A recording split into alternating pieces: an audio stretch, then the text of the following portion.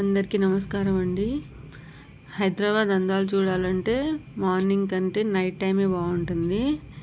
చూడండి, tank bund దగ్గర Ambedkar statue చూడండి. నైట్ టైం ఎంత బాగుంటుందో, ఏదైనా చూడాలంటే నైట్ టైమే బాగుంటుంది హైదరాబాద్ వ్యూ. ఇక్కడ ఒక్క చోటే చాలా ఉంటాయి కదా.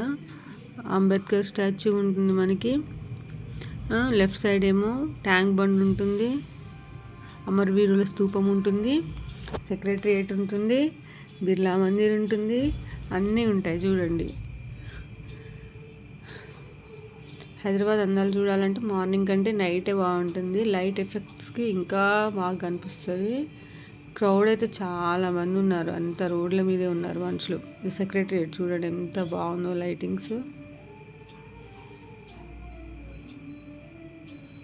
చాలా బాగుంది కదా. లైట్స్ ఉన్నప్పుడే అందం ఇంకెక్కువ రెట్టింపు అవుతుంది.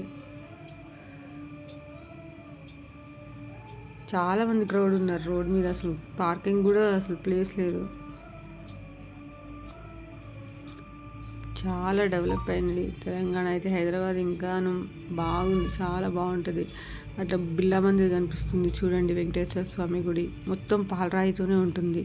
ఇటు సైడ్ ఏమో అమరవీరుల స్తూపం, తెలంగాణ కోసం ఎవరైతే ప్రాణత్యాగం చేశారో, స్టూడెంట్స్ అయినా ఉద్యమకారులు అందరి గుర్తుగా ఇది నిర్మించారు కదా.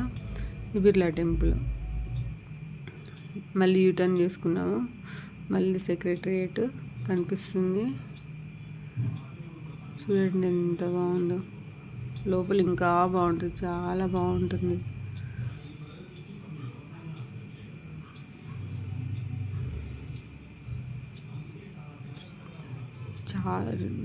చాలా గేట్లు ఉంటాయి దీనికి, చాలా బాగుంటుంది. లోపలికి కూడా చాలా బాగుంటుంది.